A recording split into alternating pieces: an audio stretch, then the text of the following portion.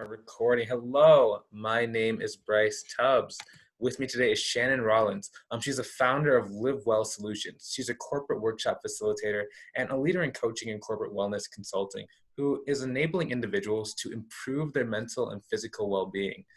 Thank you so much for coming on the show, Shannon. Thank you for having me. Happy to be here today. Excellent. I'm super glad for those in the audience to be able to, participate in our conversation. So, Shannon, what was life like before you got into coaching, and what was the, catalyst or cause of events that got you into the field? Whew. Well, I always loved my corporate jobs and all my corporate positions that I've ever had. And I think to me, the big thing was I wanted to make more of an impact. And what I mean by that is when I worked in corporate wellness, I actually was working in fitness centers on site. And I remember I would be helping manage the fitness center and wellness programs, and employees would come in and they come in for a workout plan or they come in for an exercise plan. And what I'm finding is they need more. They needed more guidance. They needed more coaching because I was doing health coaching at that time. But I was finding it was a lot more of a mental level. Like, hey, I don't get along with my coworkers. My relationship at home is falling apart. I'm having issues with XYZ. And those were the true core reasons of why emotionally they weren't feeling high energy, or they were just feeling bad about themselves, low confidence.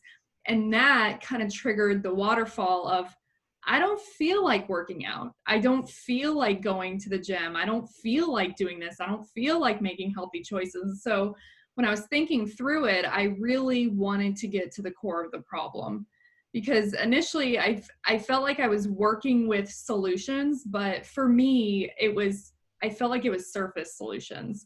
And I wanted to target more of the mental and emotional health side of things. And that's kind of where that's where my business was born. And I remember one time, it was a couple years, oh my gosh, it was probably like 5 years ago. And my business is about a year old now. So about 5 years ago, I was at a conference and I was walking around and I saw the vendor tables. And eventually I was like, you know what, I can do this on my own, and I want to make more of an impact that way. And so that's how my company was born. That's how I got started on this road. So That's a very, very interesting point, specifically when you're talking about, our day-to-day life causes us to or feel like we want to make bad choices. Can you talk about, some ways to, maybe if you had like a long day or a mentally draining day, to either build up your energy reserves so that you can end up making healthier choices like working out? Yeah, for sure. So I guess we'll go into the habits talk now, because another thing that I found with all of us, and we all do it, is we focus on the big goal that we want rather than small habits and behaviors every single day. And it could be something so small, it feels like it's nothing for you. But if you're focusing on being consistent and doing that every single day, it really does add up. So I always tell people, don't bite off more than you can chew, because we work an average of 90,000 hours or more in our lifetime. And if you don't enjoy what you're doing and you're low energy, then it's time to focus on what energizes you emotionally. Not only, eating healthier foods and exercising, that's a whole separate subject, but from like a mental health, emotional standpoint, even focus during the day in your work day. What are activities that give you more energy? What are some activities that make you feel good? And focus and make a commitment on feeling good. I think we often put other people in front of ourselves, and the way that we're triggered and responding to anxiety and stress in the workplace, and learning how to build up tools in your toolbox. I always say in your toolbox to manage anxiety, manage stress, is going to make a huge difference for when you get home. And for when you want to make a healthy behavior a priority. Like you said, if you have low energy, and I always say it's not about not having time. People hate when I say this, and many people say it, but it's just not a priority. And I always use this example. If you're at work And let me try to think of a good celebrity. Okay, if you're at work and you have a project due and your friend calls you and they say, hey, you want to come out to lunch? And you're like, dude, no, I have a big project due. I don't have time for this. And then you're at work on a different day and The Rock calls you and you're like, hey, you want to go? Or he's like, hey, you want to go to lunch? And you're like, yeah. And you find time to get your project done that day. And you find time to go to lunch. You find time to move heaven and earth and get all of these things done. So it's a matter of taking whatever is the most important to you and putting it at that level emotionally, like you must do this. And that's the only way it's going to get done is if you treat it like it's a priority. I don't know if that was a lot, but if that made sense, that's how I explain it the most. Let me ask you this question. So just like in your experience with like wellness, so like yesterday, right? Generally, I'm on a 4 to 5 day per week workout schedule / regimen, right? But last night, I had done probably about like 8 discovery calls, and I was like, man, I don't feel great. Is it better to do a kind of terrible workout that's okay, but as long as you keep the habit, or would you save it for the next day and then do the workout then? It's always really important also. So I guess that's a twofold answer. If you already have the habit, then it's a lot easier to come off and come back on because you can take a break. And I always tell people, listen to your body. But at the same time, if you are really trying to build up the habit and you have that low energy because it's new for you and you're getting used to it, movement is better than no movement. Doing something, even if it's small, like you said, if you feel cruddy, just stepping out and maybe doing a walk or doing something to get out and move to get the behavior. So because you want to stay in that routine of this is my movement time, and you can always shift if you're normally doing a hardcore weightlifting workout and you're feeling really like you might be coming down with something, then just keep the movement and that same routine. Because once you start breaking that routine over and over again, then your brain's going to tell you, not that much of a priority for me. And then that's when you kind of fall off the wagon. Yeah. Yeah. Because it's like, interesting. Because you can always do something. But yeah, for me, since I have like an accountability coach, it's like I have a set workout that I have to hit 4 times a week. So I'm like, do I really want to do this when I could just do it tomorrow? Or if I just jump rope right now, is that going to count? Is that going to be a hindrance? It's one of those weird kind of gray areas. Yeah. And I mean, specifically, I always ask people in that circumstance too, is how would you feel if you did skip it? Would you feel like, I kind of could have done that and I just was a little tired? Then you might want to follow through with it and kind of stick to your guns. But if it's one of those things where you're just dragging and you can't bring yourself to it, then maybe it's time for just a small break. Yeah. Interesting. Yeah, that's part of the reason why we're doing the 4 to 5 day kind of thing, because there's 7 in a week, right? So if I want to not do it on Tuesday or not do it on Wednesday, and it's kind of it's a weird thing. Can you talk about making the lifestyle flexible so you can stay with it longer? For sure. Well, the first thing is, since it's a lifestyle change and it's not something that's stringent, it's not a heavy diet that you're doing or, hardcore bodybuilding times. I used to compete with bodybuilding, and so I know the difference between extreme and I can't do this my whole life. If it's something that is doable for you to remain flexible, the one thing you have to do is be strategic and aware. And what I mean by that is if you travel for work and you are on a plan, do research in advance. What gyms are close by? Like I used to travel a lot for work, and whenever I stayed in hotels, I actually looked at the gym at the hotel, or I actually looked at whenever we used to go to Hawaii all the time every year, and it's like, okay, what meal plan services deliver straight to my door that are already prepped in advance? And that's an extreme example, but if you are wanting to create that change, it's being aware and planning in advance. That, the saying, if you fail to plan, you plan to fail. And that's the same with your lifestyle. So if for example, if you know that you have a jam-packed schedule and you have tons and tons of interviews that day, and you kind of know that you're going to be tired, that made me shifting and be like, Thursday is definitely my off day. That's my break day, and Thursdays I'm not doing anymore. For example, Wednesdays used to be my heavy travel days, and I knew every Wednesday I was not exercising because I had to be up really early traveling. And so planning your schedule in advance, putting it on your like refrigerator and sticking to it. Just sticking to the schedule in advance is going to make a huge difference for you, because then you kind of know up front what's going to work for you and what's not. It's kind of cool. Yeah. Pretty similar to what I do. Yeah. Unfortunately for me, it's like, it's one of those things where it's like, the busier or the more successful I get, the more calls that I get, right? So like discovery calls, strategy sessions, game playing calls. It's like, oh my goodness, it's everybody wants it, and then you get it, it's like crazy. I'm happy you brought this up too, because when I work with people who are working, and many of my clients, by the way, that I work with, they're very happy in their positions. They're just really stressed.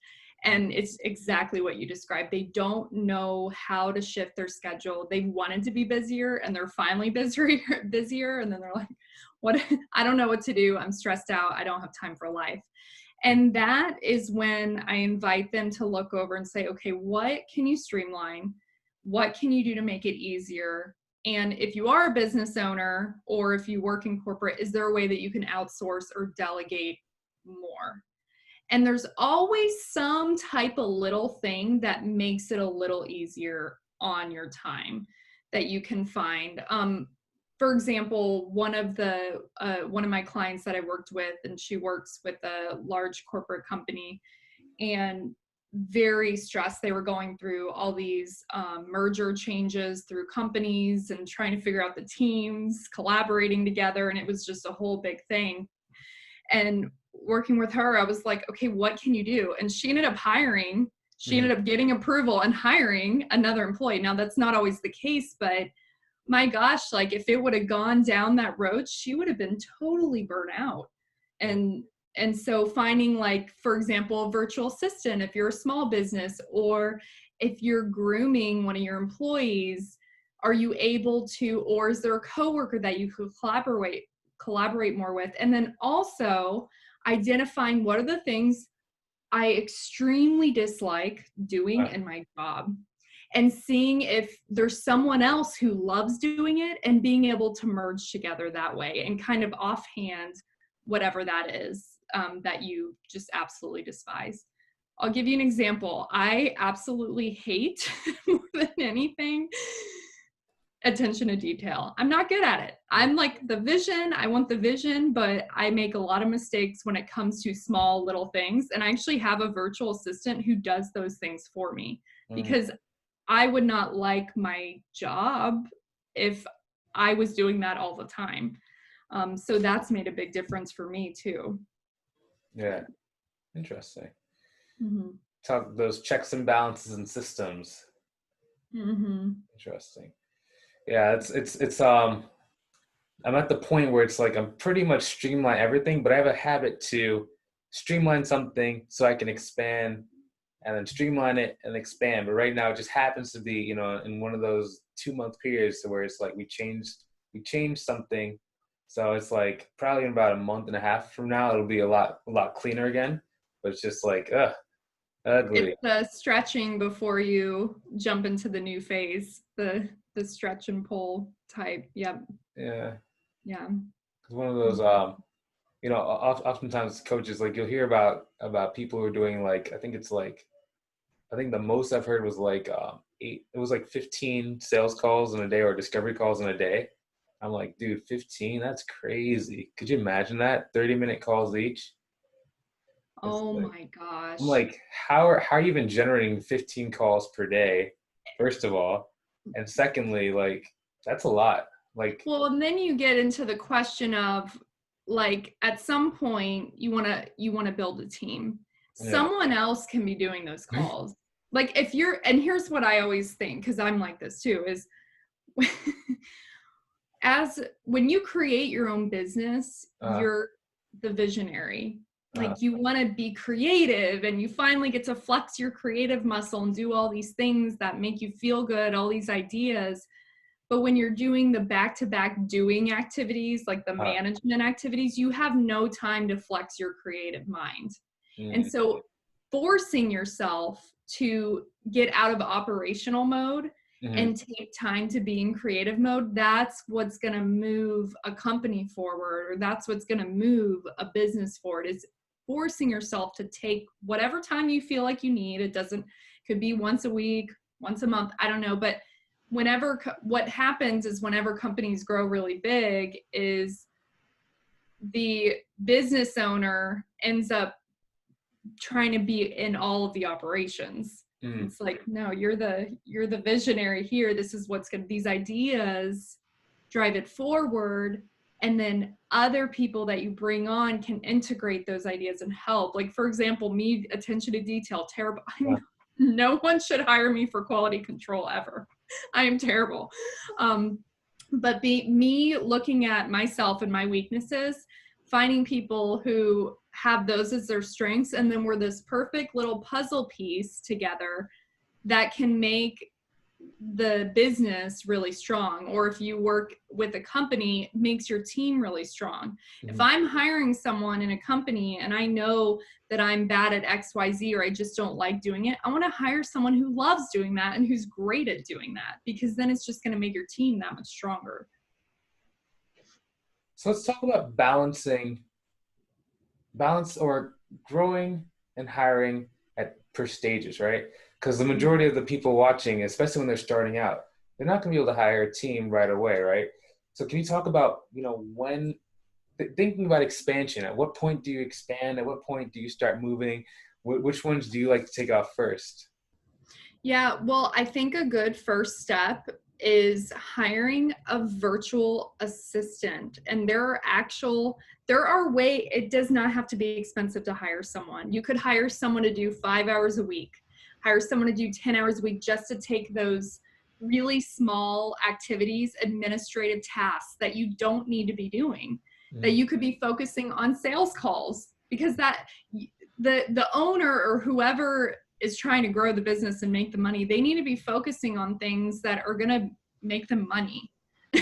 Yeah. And so some things don't make you money. Like, it depends on wherever you're trying to make money the most, on whatever platform, if it's LinkedIn, if it's Instagram, whatever it is. And so hiring someone small, it doesn't have to be a full-time person, just make baby steps. I have a virtual assistant who literally does like 10 hours a week for me, and she's actually located in the Philippines. The Philippines? Yeah, so and there's actual platforms that you can go on, you can interview people, or you can get an intern. You could hire an intern from a college who maybe it's a college requirement.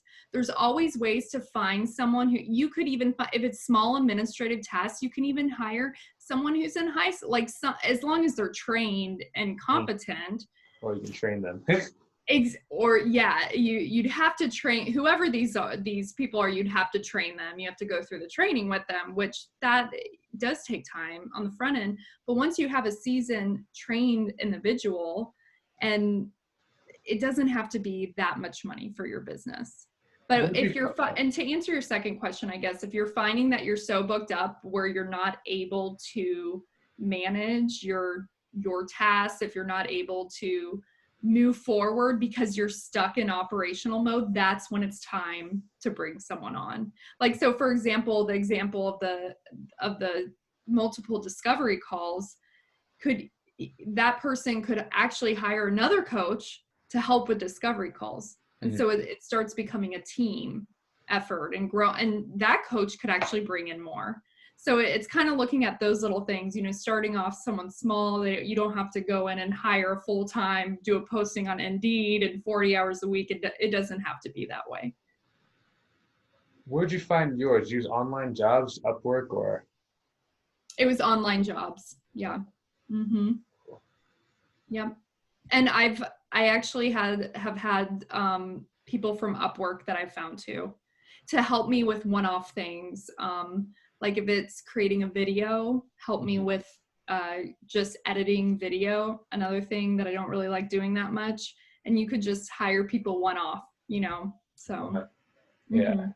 video editing is extremely helpful. It's Especially, just very time consuming. yeah. Unless you're like me, you just shoot them in one take, right? So you have to I keep my videos pretty short, but it's one take. So it's like if you mess up, it's like, ooh. Well, but if you mess up, it's more authentic. I guess I don't know. I always go back and forth between if I'm, I always go back and forth between if I need to edit things more, or because I'm kind of like you, I just kind of put stuff out there, and if you like me, you like me, and sorry if you don't. It's just the way it is.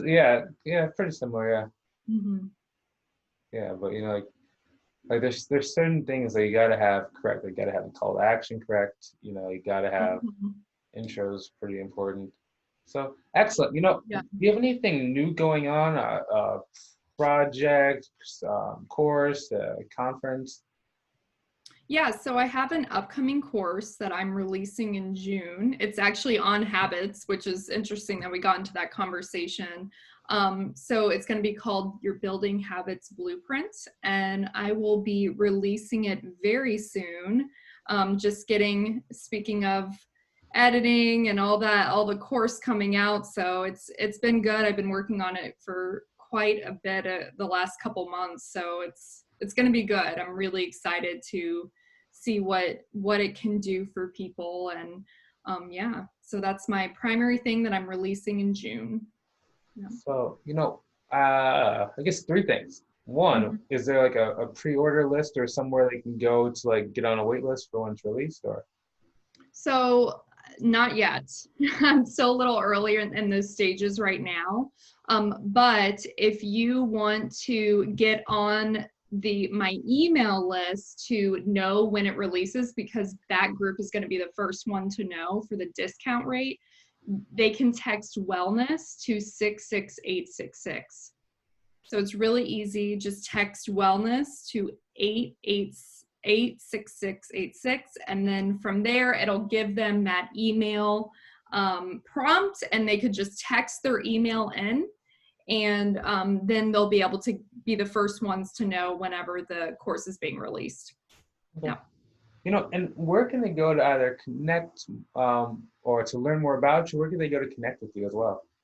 Yeah, the primary platform I'm on is Instagram. And my Instagram handle is at Live Well Solutions. So it's LIVWELL Solutions. Yeah. Okay. Excellent. I really appreciate your time today, and thank you so much for, coming on and helping us. Absolutely. Yeah, this has been a lot of fun, and I look forward to connecting with anyone. And then if anyone who's listening has questions, you could just feel free to DM me through Instagram or LinkedIn or on the email list. So I'm looking forward to it. Thanks for having me today. Excellent. You're welcome. For those watching, thanks so much for spending your time with us. Hopefully you got some great nuggets and value out of this. For me, I really enjoy talking about habits and ways to really like expand our time so that we're able to do more, and get more enjoyment out of life. Now, if you would like to go and join a community where people are improving themselves every day and helping others do the same, I recommend you come and check out our community, either above or below the video. It's going to be a link. It's basically a mastermind of people come together and uplift and support each other every single day. So if that is what you have been looking for, I recommend you come and check out the links either above or below the video. Hopefully you enjoyed watching this video as much as we enjoyed creating it. Feel free to hit that share button so other people can get some value as well. Have a great day. We're done recording in 3, 2, and